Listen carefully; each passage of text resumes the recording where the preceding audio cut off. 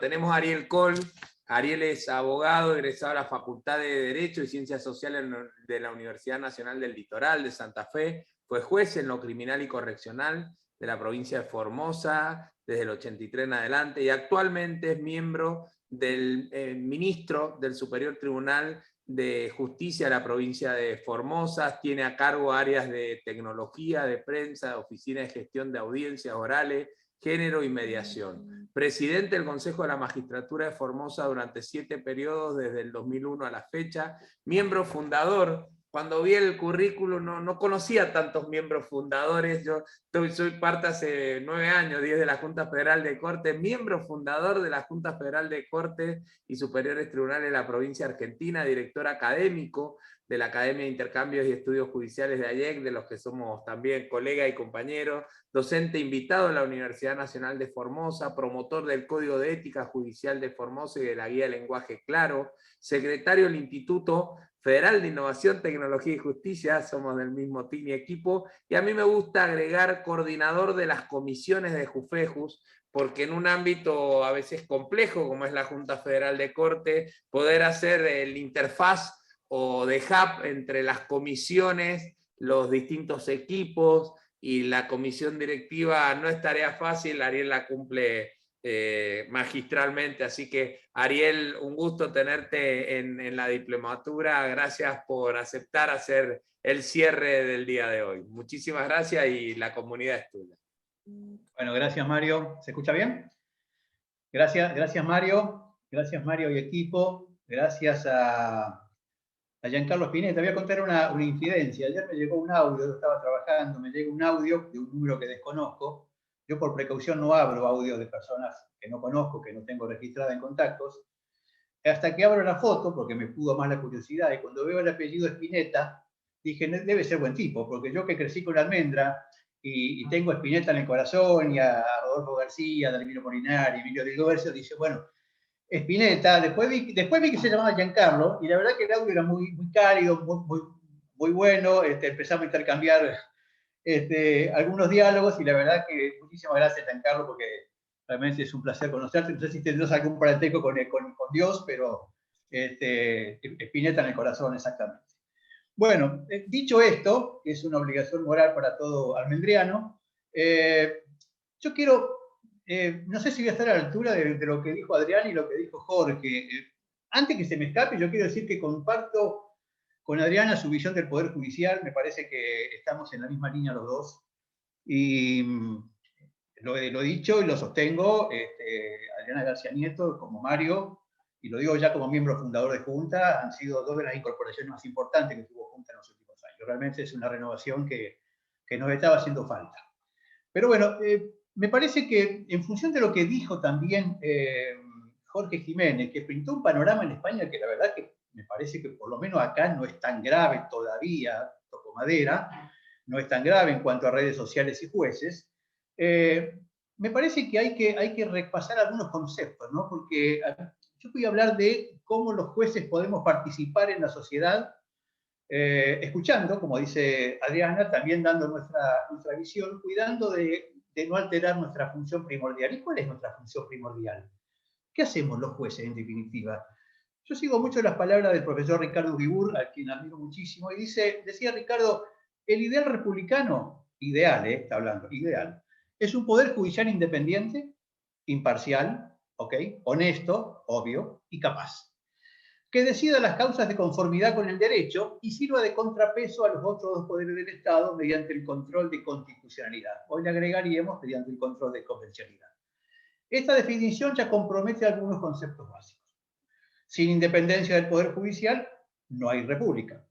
La función de los jueces y de las juezas es la de resolver los conflictos que les son presentados mediante casos concretos, implicando esa tarea la de examinar la constitucionalidad de las leyes que son invocadas por las partes, que siendo lo que ya hablamos del control de constitucionalidad.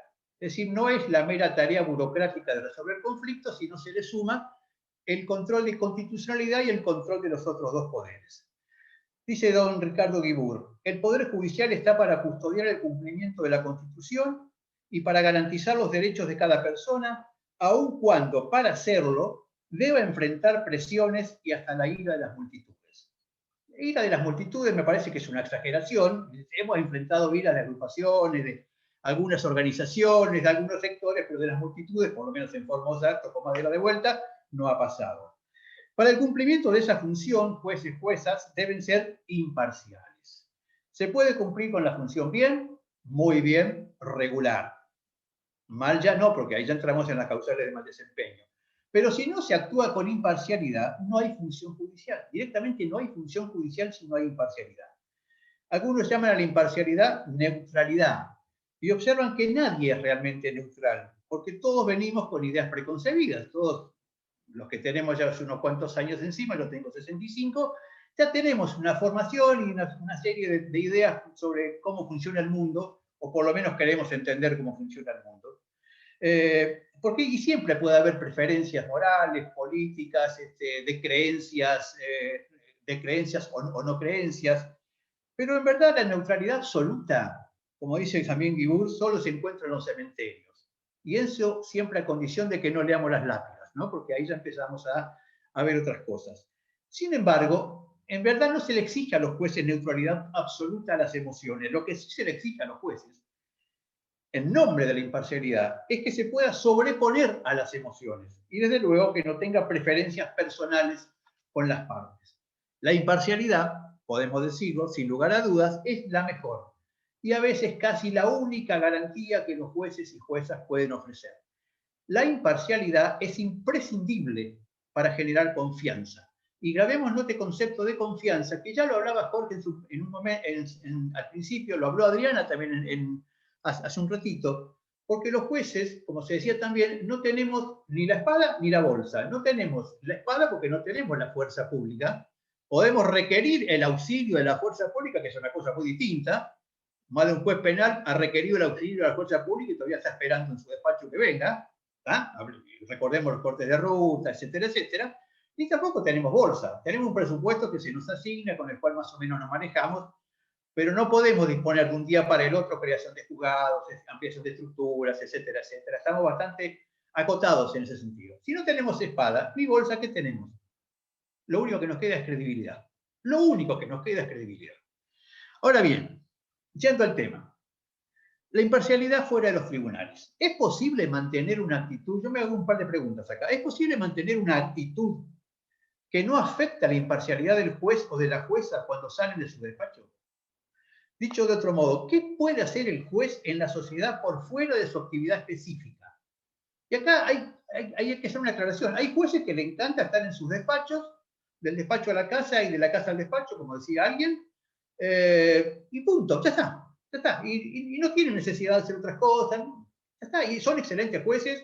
Conozco en Formosa excelentes jueces y juezas que llevan simplemente una vida profesional, sacan excelentes sentencias, excelentes resoluciones, pero no tienen a lo mejor esa motivación de ir hacia la comunidad o hacia la sociedad o a escuchar, como decía Adriana. No se les puede reprochar, son así, van a ser así, seguirán así, se jubilarán así.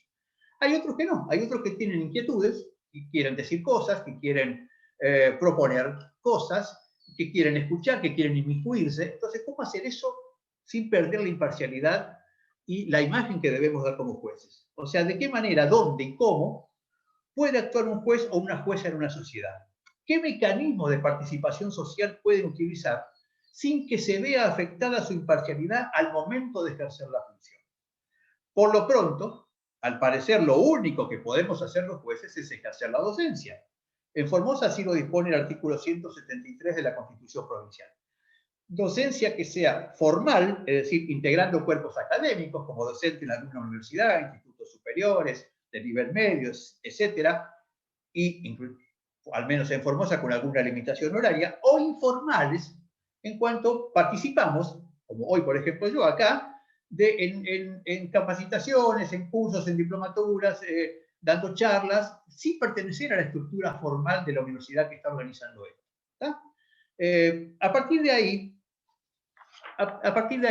se pueden generar acciones bajo ese paraguas de la docencia, porque es realmente lo único que se nos permite hacer fuera de nuestra actividad judicial.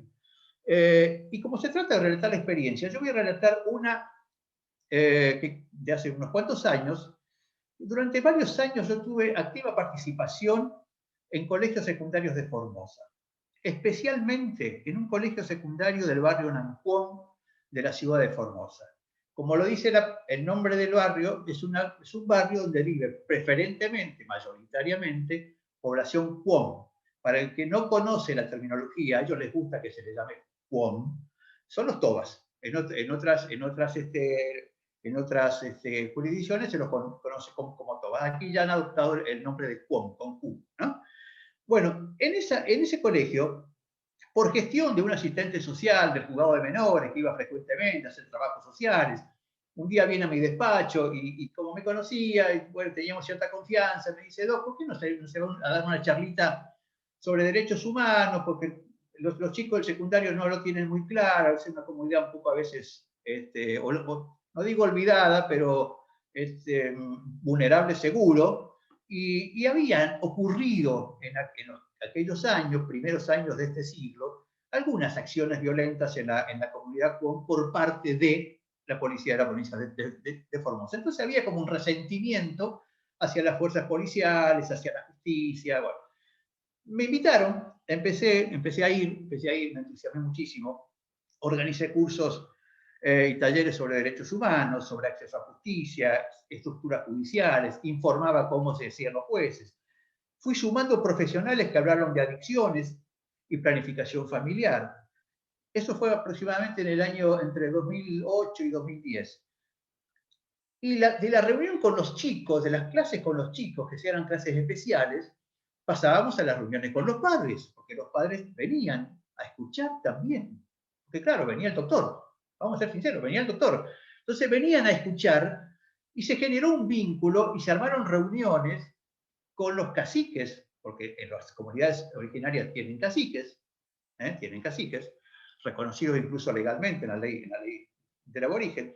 Se hicieron reuniones, se hicieron comisiones, y ¿qué derivó? Derivó que se terminó creando en el barrio Nancuón de la ciudad de Formosa una delegación vecinal, que es una pequeña unidad judicial que depende de los juzgados de paz, que brinda una asistencia inmediata sobre mediación, certificaciones de firma, algunas cuestiones civiles menores, con un delegado vecinal que se lo designa por concurso y dos auxiliares que son de la comunidad con que se lo capacitó. Esa fue, para mí, fue la primera experiencia fuerte en la que pudimos decir, caramba, podemos hacer cosas aún sin hacer demasiado aspaviento, porque se hizo naturalmente. En lo personal tuvo un fuerte impacto enriquecedor por el conocimiento directo que yo tuve respecto a pautas culturales de la comunidad. Yo fui juez en las Lomitas, yo conozco las comunidades originarias y las traté también, pero esto fue distinto, porque aparte de que eran comunidades originarias, eran chicos del secundario, con lo cual había un cambio en la mentalidad, había un ayornamiento, había chicos que andaban con celulares. Entonces ya era otra cosa, era otro tipo de relación, y la verdad que a mí me enseñó muchísimo. Y claro, y en el ámbito institucional en el 2012 generó una consecuencia mayor, porque se terminó implementando nada más ni nada menos que una estructura judicial que atiende de manera inmediata los problemas concretos de sus habitantes dentro de la competencia que le confiere la reglamentación. Ahora, siempre bajo el paraguas de la actividad docente informal, los jueces y las juezas podemos interactuar mediante intervenciones en distintas etapas de capacitación. En nuestra Escuela Judicial de Formosa, en etapa prepandemia, obviamente, se organizaron muchas veces actividades de capacitación sobre temas de violencia familiar, violencia laboral, perspectiva de género, adicciones, que es un problema serio en Formosa, orientados por jueces y juezas de distintos fueros, sobre todo de fueros especializados en esas materias, que estuvieron dirigidos no solo a nuestros empleados judiciales, sino también a sectores extrajudiciales y organizaciones sociales. En el mismo marco, también desde la Escuela Judicial, eso fue ya hace muchísimos años, hemos organizado, con convenio con la FACPREM, la Federación de Trabajadores de Prensa, actividades de capacitación dirigidas a periodistas del medio, que fueron llevadas a cabo por jueces y juezas para interiorizar a los mismos, no solamente de conceptos procesales o de derecho de fondo, sino fundamentalmente, y este era el objetivo en el fondo que buscábamos, para que nos conozcan, para crear una relación, un feedback, en la que ellos supieran quiénes somos nosotros, qué es lo que nosotros pretendemos, qué es lo que nosotros queremos comunicar, y nosotros también, como decía Adriana, conociéramos de primera mano las urgencias que a veces tiene un periodista cuando le telefonea al director y le dice tenés que tirarme la primicia, y tenés que tirarme la primicia, y bueno, entonces tienes que sacar algún dato, y entonces tiene que buscar algún dato en algún juzgado para poder ilustrar. Ese tipo de actividades con periodistas a nosotros nos sirvió muchísimo, pero muchísimo, porque nos permitió utilizar, dijo, bien entendido, un canal que nos comunica hacia la sociedad y que generó, la verdad que generó que en Formosa tuviéramos hoy una relación con los medios de prensa bastante buena, bastante fluida. No, por supuesto que no se esquivan las críticas, existen las críticas, pero existe una relación con los medios y tenemos una oficina de prensa muy bien estructurada, muy bien aceitada, que imparte partes de prensa, como lo decía hoy Jorge Jiménez, creo que lo dijo en algún momento, que en las Cortes españolas comienzan a redactarse resúmenes de sentencias para la prensa. Nosotros lo hacemos hace rato, eso, lo hacemos hace más de 15 años. Lo hacemos hace más de 15 años. En algunos casos lo hacen los propios jueces, que colaboran con el jefe de prensa, en otras cosas ya lo hace el jefe de prensa solo, porque conoce los mecanismos con los que tiene que actuar. Los del Superior Tribunal, generalmente, esto es una infidencia, los hago yo, y se canalizan a través de la jefatura de prensa. Entonces podemos, digamos, intervenir en la sociedad con un mensaje que es el nuestro. Después, por supuesto, como decía Jorge, nos pueden criticar, nos pueden decir de todo, pero nosotros ya sentamos posición. Nosotros hemos dicho, esto es así, en esta causa se resolvió de esta manera por tal y tal motivo, en esta causa se aplicaron tal y tal circunstancia agravante o atenuante, en esta causa se resolvió tal cosa, siempre teniendo en cuenta un poco la sensibilidad de los temas que están en el tapete.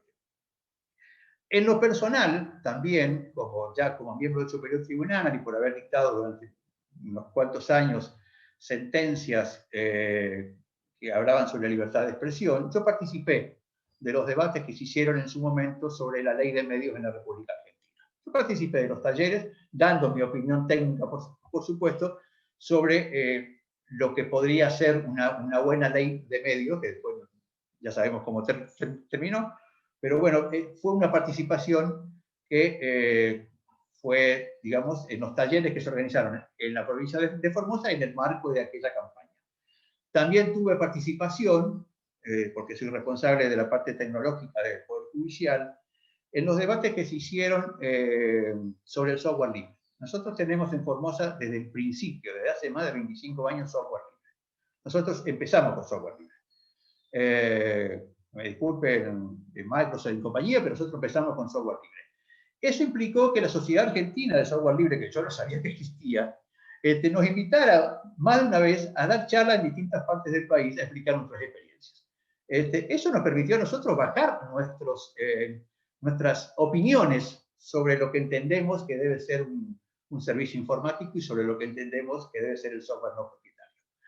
Hoy estamos orgullosos de tener software libre. Estamos realmente orgullosos y tenemos técnicos, hay uno que sé que está escuchando acá, que son maravillosos, que son personas que han desarrollado sistemas informáticos de gestión interna en distintos fueros, a partir de que se les ha dado todas las herramientas y las posibilidades y la libertad para hacerlo. Y bueno, cuando se me invitó en varias oportunidades a explicar y hablar sobre los sistemas de software libre, por supuesto no he perdido la oportunidad y he ido. En Formosa también hemos organizado visitas de estudiantes secundarios a juzgados y tribunal para que presencien audiencias de diversa naturaleza.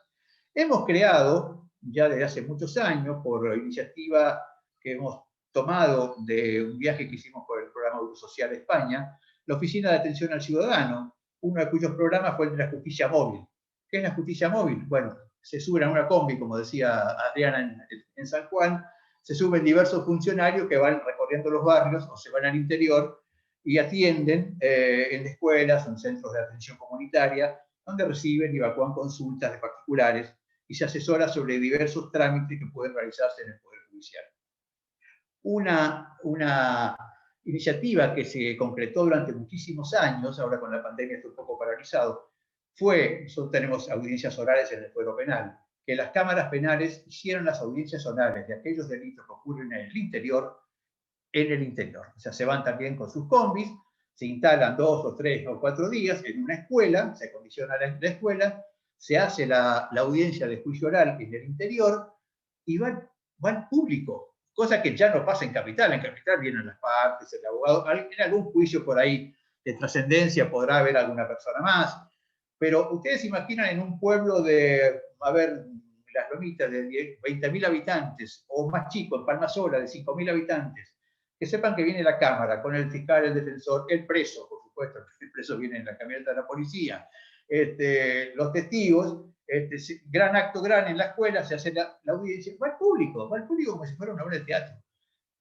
A tal punto que en algunos casos existen anécdotas sabrosas de gente del público que se ha parado y ha retratado a los testigos que estaban en el estrado. Es decir, es una forma de que la comunidad entienda, comprenda, palpe de qué manera nosotros estamos impartiendo justicia.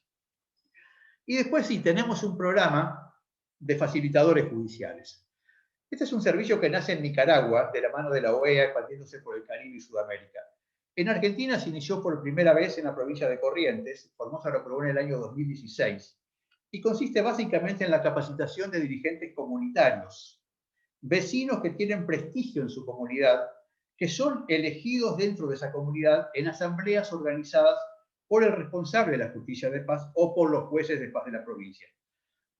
¿Qué debe caracterizar a esos vecinos? Poseer sensibilidad social, capacidad de escucha y ser diligente para gestionar ante los jueces de paz los diversos planteos que se les formulan. Eso implica que los jueces de paz tienen que estar predispuestos a escucharlos todas las veces que vienen con algún planteo.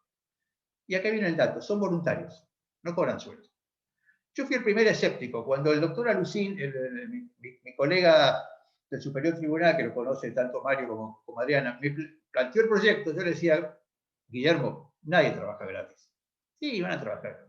Lo hacen por amor a la comunidad, lo hacen porque se sienten responsables, lo hacen porque tienen ganas de colaborar, lo hacen porque son líderes naturales, lo hacen porque lo hacen. Y lo hicieron, y lo están haciendo.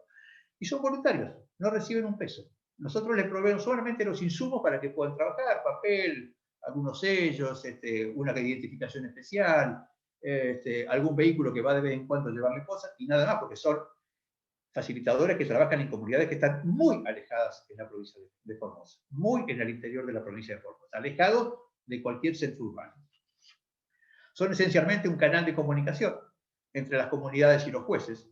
¿Y qué se busca con eso? Primero, garantizar el acceso a justicia, básicamente. Promover la cultura de la paz, reducir la judicialización de los conflictos, fortalecer mecanismos de prevención y resolución alternativa de conflictos, particularmente en esos sectores de mayor vulnerabilidad, y hacen una labor educativa, porque obviamente a través de charlas y capacitaciones a las que después convocan a los jueces se suman, participan, colaboran sobre temas socialmente relevantes.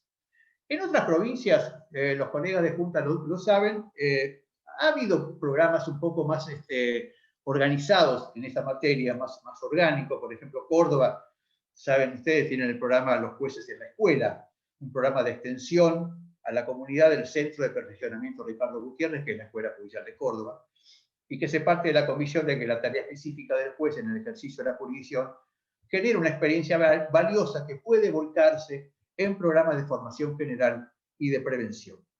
Entre sus objetivos se destacan que los alumnos, porque estos iban solamente a escuelas secundarias, conozcan las funciones y estructura del Poder Judicial, tomando contacto directo con los jueces a quienes el orden jurídico ha elegido para dirimir sus conflictos.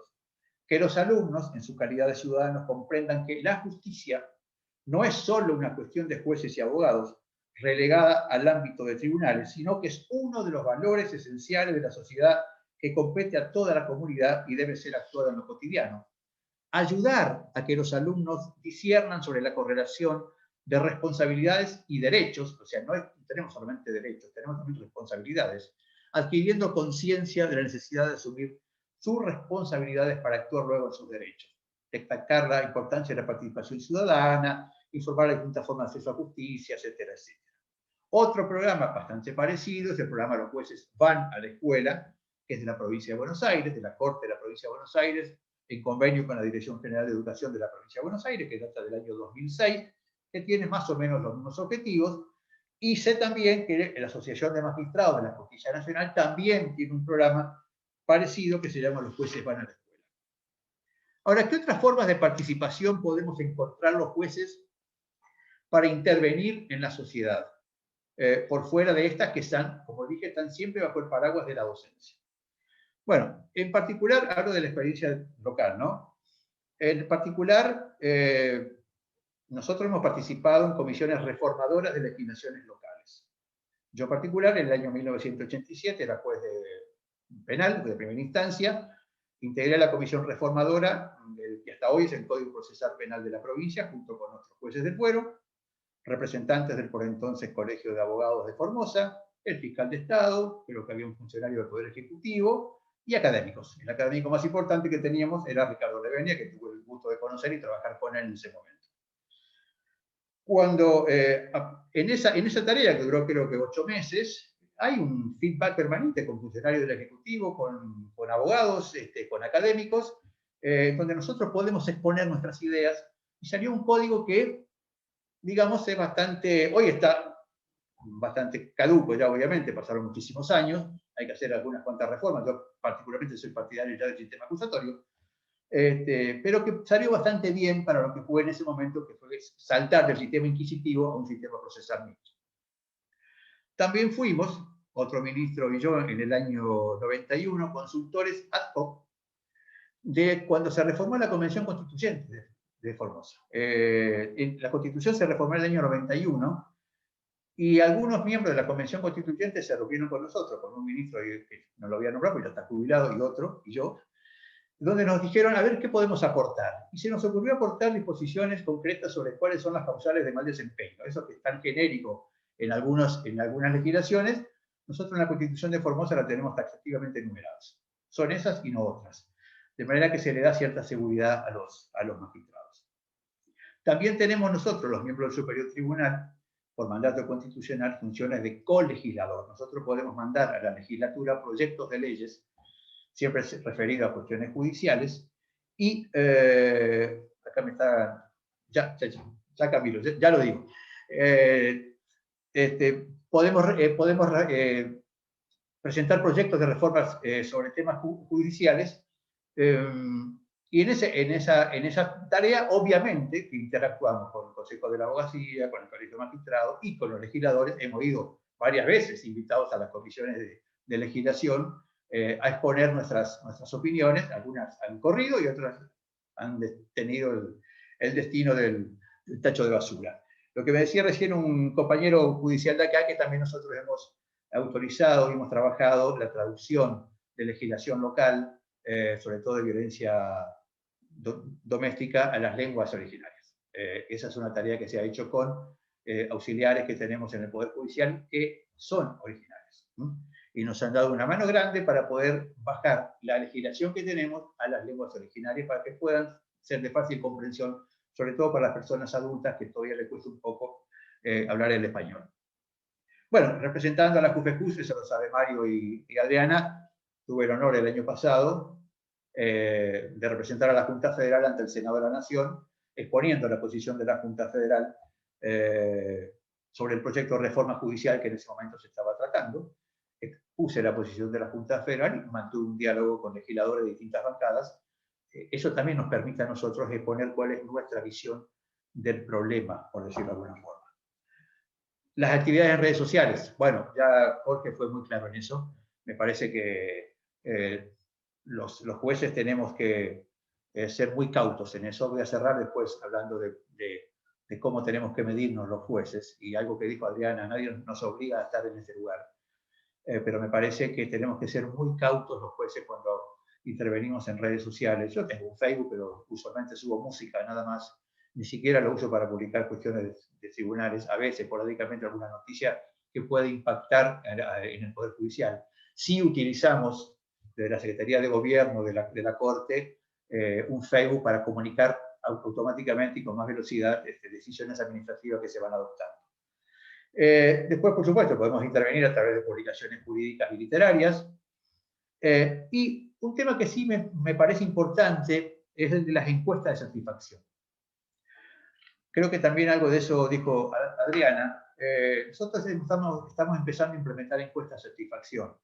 Tenemos el programa de oralidad penal y tenemos el programa de oralidad civil. En el programa de oralidad civil, que creo que está Claudia Piesca aquí conectada, que es una de las grandes impulsoras del programa, se han implementado encuestas de satisfacción con abogados y con personas que asisten al sistema de justicia. Hasta ahora las encuestas nos vienen dando muy bien. Pero eso implica, como dice Adriana, un riesgo, porque nos puede salir mal y nos pueden decir que tenemos que corregir.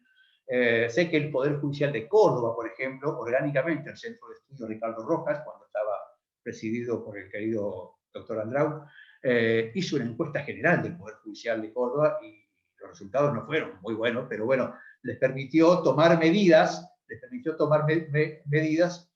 para poder ir corrigiendo lo que se podía corregir. Me parece que esta sí es una forma de participación, o de que la gente participe en nuestras decisiones y en nuestras actividades, para que nosotros podamos entender si lo que estamos haciendo estamos bien orientados. Por ahí creemos que estamos haciendo una maravilla y resulta que estamos actuando horriblemente mal y la estamos errando. Entonces me parece que escuchar al otro, escuchar al abogado, escuchar al usuario, es importantísimo, y me parece que es una de las formas más puras de interactuar con la sociedad.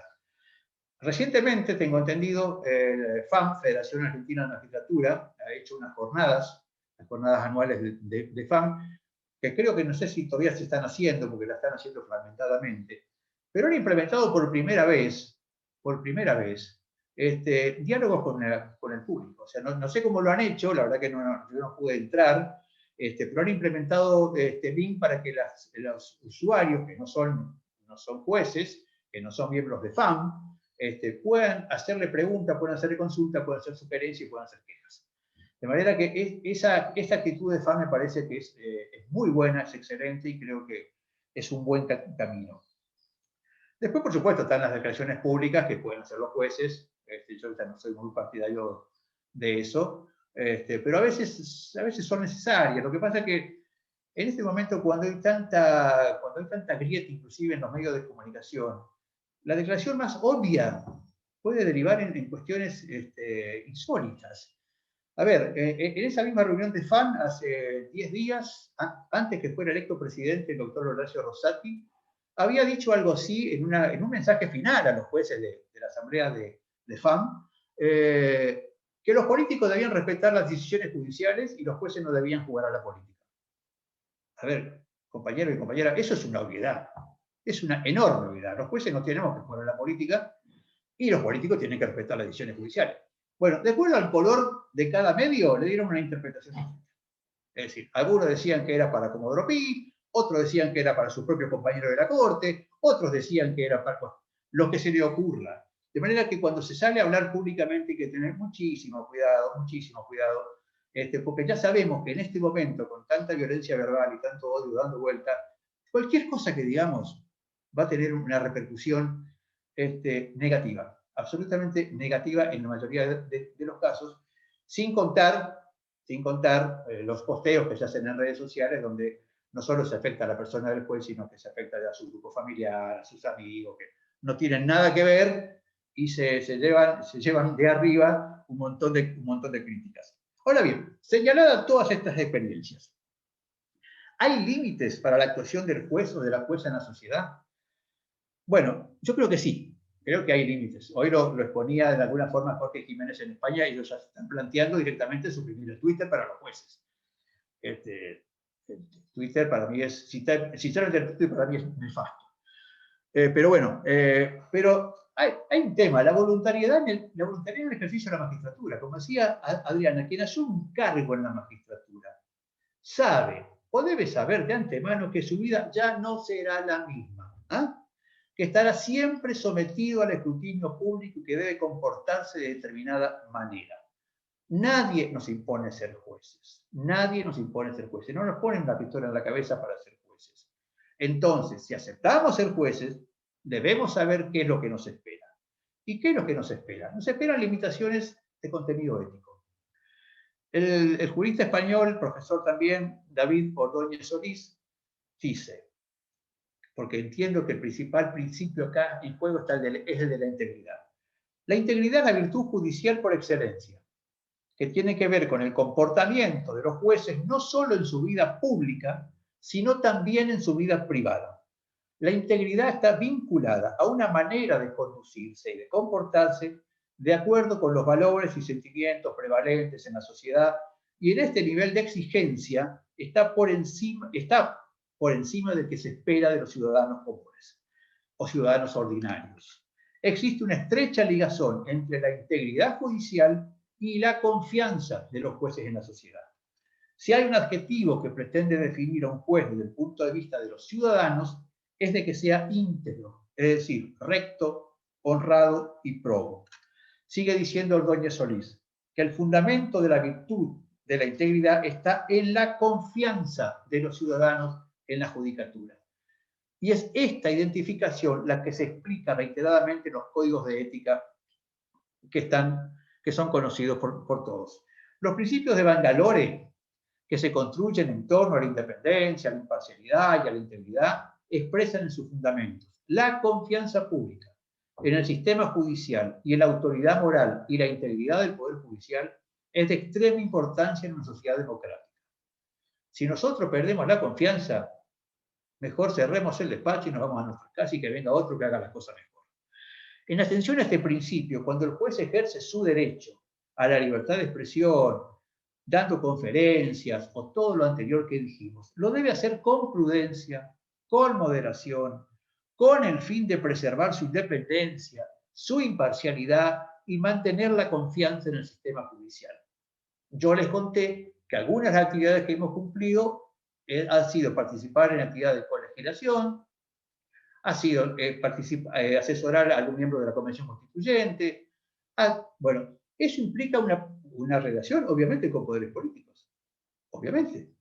Ahora, en esa relación, en ese ejercicio, tenemos que ser absolutamente cautos, prudentes y mantener siempre nuestra actitud independiente. Nosotros vamos a aportar nuestros conocimientos técnicos.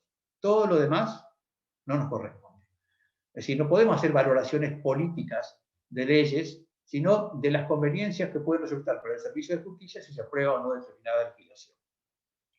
Cuando hablamos de aplicar la virtud de la integridad en la vida privada del juez, todo parece indicar que la misma es exigible únicamente en función de que tal vida tenga trascendencia en el ejercicio de la función judicial. Como se dice también en los principios de Bangalore, un juez deberá asegurarse de que su conducta está por encima de cualquier reproche a los ojos de algún observador razonable. Ahora, ¿qué normas de conductas se pueden señalar abreviadamente? Cuidar siempre no alterar el principio de igualdad y no discriminación en su trato con terceros. Obvio. Evitar comportamientos o comentarios que impliquen discriminar por razones de sexo, origen racial o étnico, discapacidad física o psíquica, religión o creencia, orientación sexual, convicción política o cualquier otra circunstancia social o personal. Y aquí traigo a colación lo que decía hoy Jorge Jiménez. A veces, si en un comentario de Facebook le ponemos me gusta a algún chiste grosero, algún chiste misógino, algún chiste que hace discriminación de alguna religión, de lo que fuere, o nuestro estado de WhatsApp, o hacemos circular algún chiste o algún video que tiene alguna de estas limitaciones que hablan de discriminación de sexo, origen racial, religión, creencia, orientación sexual, ni hablemos, estamos siendo copartícipes pasivos de eso. Y nosotros somos jueces. Nosotros somos jueces. Nosotros no lo podemos hacer. No lo podemos hacer. Pensemos dos veces antes de poner el clic al me gusta. Observar normas de cortesía y respeto en cualquier ámbito, inclusive en la cola del supermercado. A ver, yo he visto colegas que en las colas de los bancos sacan el carnet de magistrado. Lamentablemente yo trato de bajar la cabeza, me agacho y yo digo, soy taxista, porque no quiero que se vincule con una persona así. Me parece que son normas básicas de las que tenemos que hacernos cargo, porque tenemos que evitar valernos del cargo para obtener cualquier tipo de beneficio o trato preferencial, que no tendría otra persona en esta misma situación. Y finalmente, cuando hablábamos de la prensa, ser prudente y medido al transmitir informaciones a la prensa, evitando en lo posible dar opiniones personales que puedan interpretarse como un juicio anticipado sobre algún asunto que deba resolver en el presente o en el futuro. El artículo 55 del Código Iberoamericano de Ética Judicial señala que la virtud de la integridad implica un plus exigible a los jueces, que es superior al del ciudadano común, al señalar que el juez debe ser consciente de que el ejercicio de la función jurisdiccional supone exigencias que no rigen para el resto de los ciudadanos.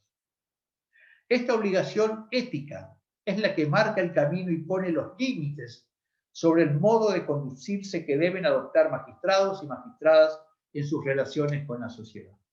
Este mandato también limita las actuaciones de jueces y juezas en redes sociales, partiendo de la premisa de que somos jueces y juezas en todo momento. Somos jueces y juezas a tiempo completo, salvo cuando estamos encerrados en nuestra casa, porque estamos siempre expuestos a la observancia pública. No valen las opiniones personales. Yo siempre discutí eso mucho. Los jueces no tenemos opiniones personales. Obvio que las tenemos, pero del momento que las tenemos y las volcamos en público, son las opiniones del juez fulano, son las opiniones del miembro de la corte, son las opiniones de tal magistrado, cuando nos dicen la justicia dice tal cosa, y en realidad era un juez que estaba opinando de cualquier cosa. O sea, tenemos que tener mucho cuidado para no, porque nadie de afuera disocia lo que somos. Nosotros somos miembros del Poder Judicial, así nos conocen, así nos ven, así nos presienten, así nos sienten, así nos saludan en la calle. Es inevitable que la sociedad nos perciba siempre como miembros del Poder Judicial. Es nuestra marca indeleble, de manera que debemos conducirnos de manera de no comprometer la alta responsabilidad que nos fue conferida y que nosotros no pedimos. Es decir, no queremos ser jueces, aceptamos ser jueces, nos ofrecieron ser jueces. A mí me encanta este oficio, me encanta esta profesión, pero yo no puedo comprometer con una actuación irregular mía a todo el Poder Judicial, menos yo que soy miembro de una corte. Es decir, pero de ahí para abajo todos, absolutamente todos. De manera que cuando interactuamos en la sociedad por las distintas vías que hemos observado, tenemos que tener siempre esta limitación, ser conscientes de que cualquier cosa que digamos, cualquier cosa que hagamos o que no hagamos en una situación particular, estamos comprometiendo al conjunto del Poder Judicial. Y cuando estamos comprometiendo al conjunto del Poder Judicial, estamos afectando su credibilidad. Y si estamos afectando su credibilidad, la gente tiene todo el derecho a no confiar en nosotros, a dudar de lo que decidimos, a poner en crisis todo aquello que hacemos, por más buenas intenciones que tengamos.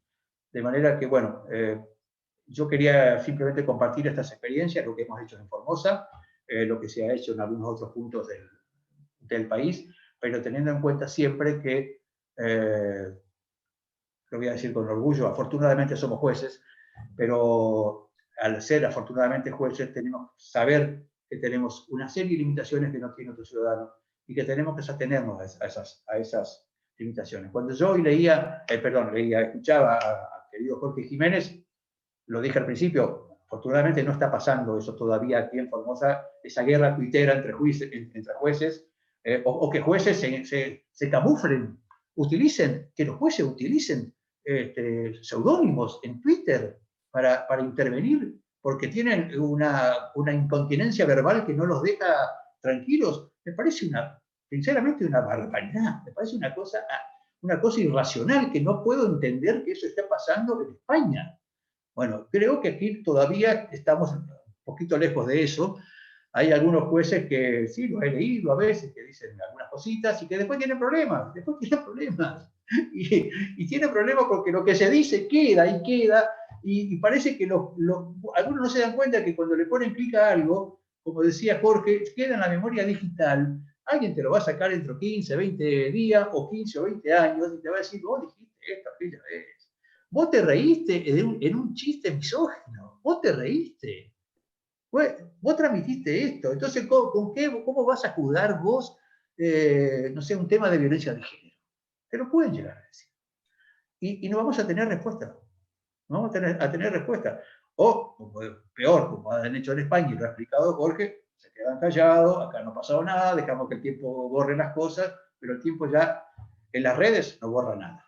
Así que bueno, muchísimas gracias. Quedo abierto a las preguntas, si existen preguntas, pero es lo que quería transmitir. Muchas gracias, Mario. Ariel, mil gracias. Un aplauso que te queremos dar todos. Hay algunas consultas. Yo debo confesar que hace como 9 años, cuando ingresé al Poder Judicial y empecé a participar de Junta Federal, iba con todos mis prejuicios de quienes lideraban en ese momento el Poder Judicial, y uno se encontraba con líderes como Ariel, y ahora compartiendo con lideresas como Adriana, y creo que un poco la idea de invitarlos acá, de ser parte de esta comunidad, que están también participando como alumnos, profesores, es también mostrar un poco la esperanza o la posibilidad de que hay un poder judicial distinto, de que podemos construir una vinculación y un rol con la ciudadanía mucho mejor, y las experiencias que hoy nos han mostrado básicamente van por ese camino. Así que agradecerle a ambos. Ariel, una consulta o dos o tres, sobre todo sobre tu experiencia. A mí me parece que, por ejemplo, desarrollar no solo códigos de ética, sino ámbitos o tribunales de pares, si se puede llamar así, o comisiones de pares de ética, también son espacios de consulta preventiva, ¿no? Porque uno a veces está donde uno determinar algunas acciones que uno hace en forma permanente y saber si eso tiene que ver o no con una conducta ética. Digo, lo más extremo uno lo tiene claro, pero a lo mejor los límites, ¿no? Puedo participar o no de mi unión vecinal, puedo ser parte de un club deportivo en la comisión directiva, puedo, digo, todo lo que uno imagina que es parte de una normalidad, participar como ciudadano, pero dónde hacer una consulta de pares, ¿no? A veces la prevención de tener estos espacios, ¿no? Sí, a ver, en nuestro código de ética tenemos lo que se llama la comisión asesora. Nosotros tenemos una simpática discrepancia con Armando Andrés, porque Armando es partidario de los tribunales de ética con poder sancionatorio. Nosotros entendemos que la ética se sanciona con la observancia del colega que te mira mal. Y ya está, se dio cuenta que te metiste la pata y te va a empezar a aislar y te va a empezar a sancionar socialmente, digamos. Por supuesto, no nos vamos a poner nunca de acuerdo. Sí reconozco que nuestro código de ética necesita ayornarse. Queremos tratar de hacer el año que viene, cuando pase la pandemia, algún gran encuentro entre todos los jueces, porque tiene que salir de abajo, obviamente. Pero sí mantener la comisión asesora, que era la que justamente evacuaba la consulta que vos decís, Mario. Que en algunos casos, algunos jueces la han utilizado. Las consultas son absolutamente reservadas. La comisión asesora está integrada por magistrados jubilados, por algún miembro del Superior Tribunal que está jubilado. Se hacen ese tipo de consultas, se evacúan, y el juez tiene el respaldo de que si alguien lo cuestiona por alguna situación, puede decir, bueno, la Comisión de Ética del Poder Judicial me autorizó o me hizo esta observación o no. Ese es un espacio interesante. Porque okay. Ahí consultan también, de paso, ensamblo, hay una consulta sobre si eso debe extenderse también a todo el resto de empleados y funcionarios como miembros del Poder Judicial, y no solo magistradas y magistrados. Bueno, nosotros tenemos en nuestro reglamento interno, voy a hablar solamente de Formosa, nuestro reglamento interno establece que también, no solo el magistrado ni el funcionario, también el empleado judicial debe tener un buen comportamiento afuera de tribunales. ¿Está? Es decir, no solamente adentro, sino afuera de tribunales. Eso ha generado de que se han aplicado sanciones disciplinarias por inconducta de empleados judiciales que pasaron afuera de tribunales, que no tienen nada que ver con el servicio, pero que fueron, digamos, escandalosas en algún sentido. A ver, hubo un caso de alguien que apaleó a su mujer en la vía pública. Bueno, obviamente, aparte, va por el lado del tema penal por un lado, pero nosotros también tenemos nuestra posibilidad de sancionar administrativamente, y de hecho se hizo, porque están obligados a llevar una buena conducta también fuera de tribunales. Y eso implica, naturalmente, que sí. Yo entiendo que, por supuesto, el estándar de prudencia, de mesura, de lo que yo decía, de integridad máximo, lo tenemos los jueces y los funcionarios judiciales, pero los empleados judiciales también. los empleados judiciales también, sobre todo, hay un tema muy importante, Mario, que es el tema de la reserva. Los empleados judiciales acceden todo el día a datos sensibles de personas. Cuando ven un expediente, acceden a expedientes penales, expedientes civiles, expedientes de familia, ni hablemos, expedientes laborales. Tienen que tener una mesura absoluta de que lo que se trata dentro de su espacio laboral no puede transmitirse afuera, no puede llevarse afuera. Y tienen que tener una conducta acorde a las normas éticas que tratamos de pedirlo también a los empleados judiciales.